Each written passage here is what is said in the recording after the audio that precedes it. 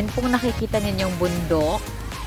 Yan na po yung Marinduque. O, diba? Tanaw na tanaw lang ang Marinduque dito. So, dyan din po, ang pinuntahan namin is rock formation dyan sa Marinduque. At saka yung sandbar na pinuntahan namin ay part na ng Marinduque. So, yan sila. At high tide po ngayon. Kaya, ayan. Yung tubig ay hanggang dyan. Yan. Yan yung high tide ngayon. So, papakita ko sa inyo ngayon kung saan kami nag-stay. Okay?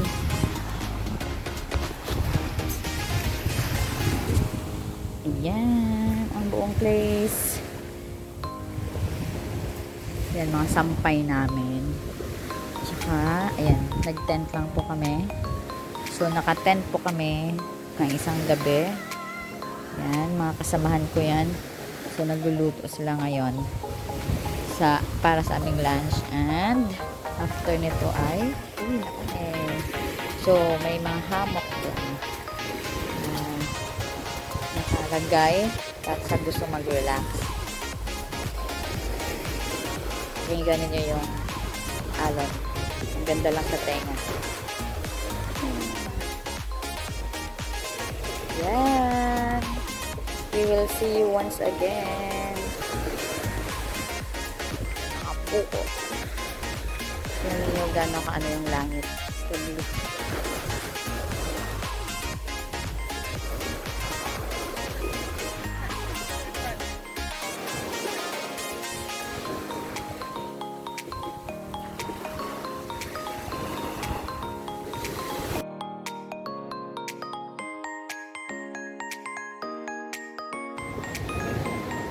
Hello guys! So, actually, andito ako ngayon sa Katanawan, Quezon, and it's our second day dito. So, dumating kami kahapon ng umaga. And ngayon, after lunch, ay pauwi na kami. And so far, masaya ako at ako'y nag-enjoy sa mga activities namin. So, kahapon, nagkaroon kami ng island hopping. So, pumunta kami sa rock formation. Ang ganda talaga doon. Check niyo yung mga pictures na papakita sa inyo. Then, pumunta din kami sa sandbar. So, yun yung pinuntahan namin, yung sandbar na yun. Kami yung nauna. Pero bago namin napuntahan yun ay sobrang alon ang labot namin. Malalaking alon. Then, sandbar na yon ay hanggang hapon ay the more na lumalaki yung sandbar na nag-low. So, masaya, memorable. Kasi doon ako din ng klase dahil isa ako sa family. Isang research. So, doon ako nag-present ng aking mga comments sa kasi doon lang may signal. So, dito walang signal, kaya hirap. And ngayon, pauwi kami. So, may pupuntahan pa kami isang lugar. So, excited na ako. Isa itong farm. And masaya ako dahil sa wakas, after the summer ends, nakapunta ako sa dagat. Nakapag-visit ako sa magandang lugar. Ganito na sa harapan ko ngayon. May magandang dagat. And nakasama ko yung mga tao. First time ko sila nakasama, pero masaya ako dahil lalo ako natutunan sa kanila. At marami din ako parang na-inspire din ako na gumawa pa ng gala na may kabuluhan. At mamaya, tingnan natin yung farm na pupuntahan. Adios! Ano yan?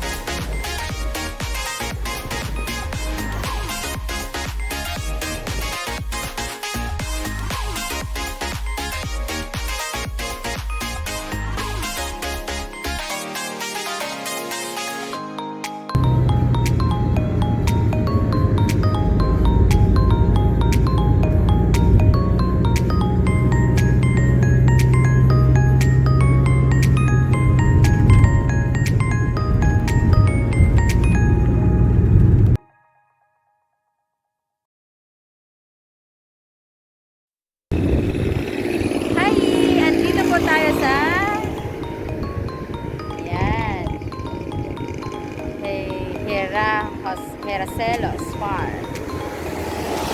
So, nasa National Highway na po. Pasok po tayo. Tara!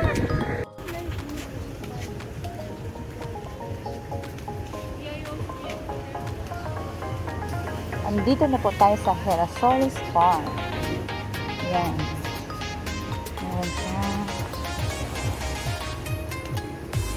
Ticket.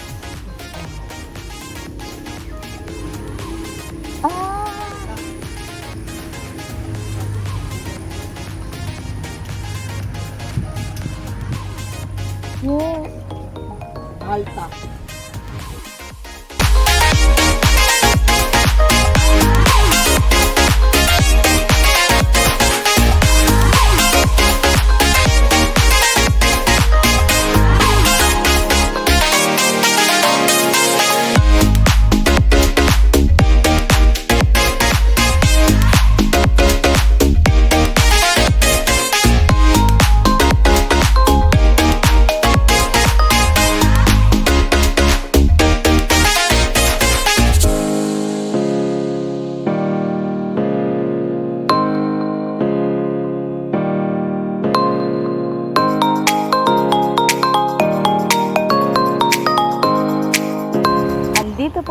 Andito po tayo ngayon sa Heracelos Garden. Yan mga kasama ko. At ito po yung garden. Ayan po yung garden. Para ka nasa Amsterdam. Tama ba? The Netherlands. Wow, sunflower. Yan po yung sunflower. Yung iba na harvest na, yung iba still standing.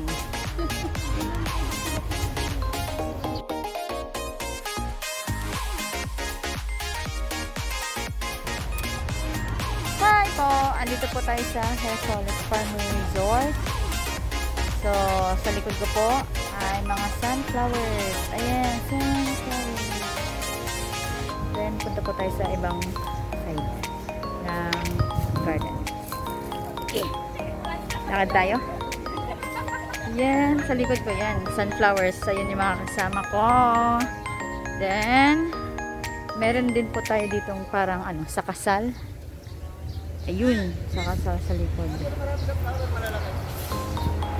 Tapos, yan po sa likod ko. Yung mga flowers. Ito po yung yes. Ay, wait lang.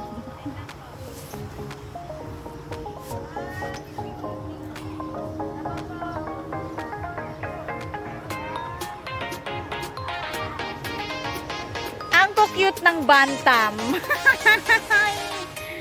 Hi bantam and hi pabos. Buti mga friends kayo dyan na. Kaya nag-aaway-away.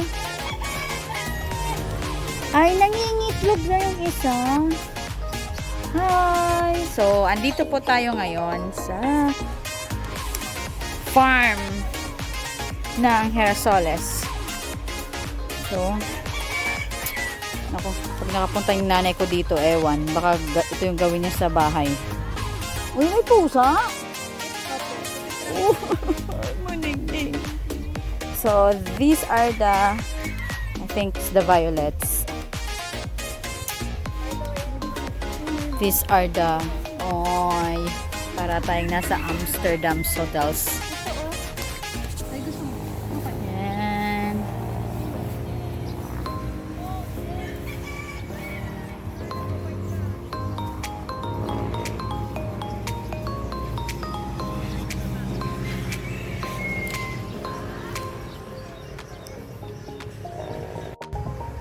Hi!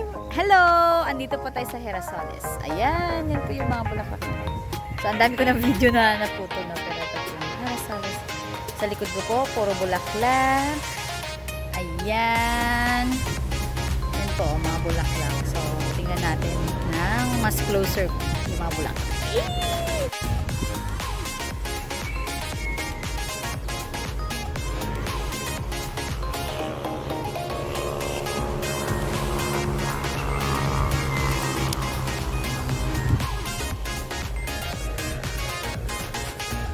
Yan, may mga papayas din po sila.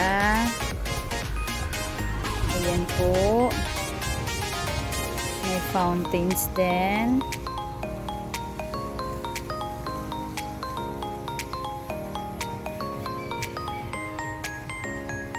Then we have this.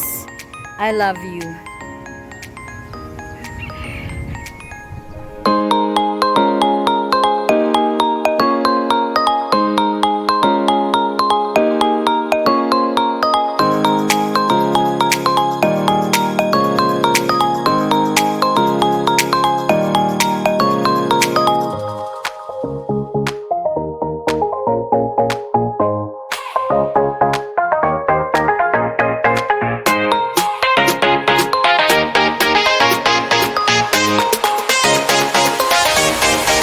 So, papunta po tayo ngayon sa malaking sunflower. Fountains. Fountains. Ay, hi, Koy.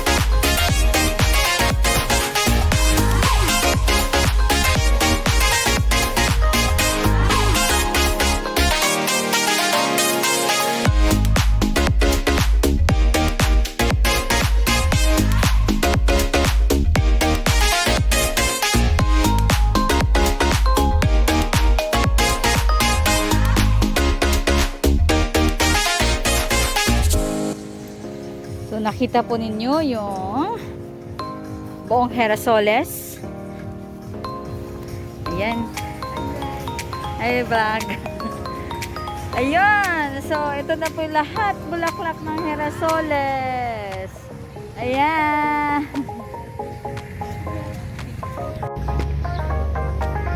Ayan. So, ito po yung buong Herasoles. Tingnan niyo sa likod ko. Ayan sila. Puro bulaklak po yan.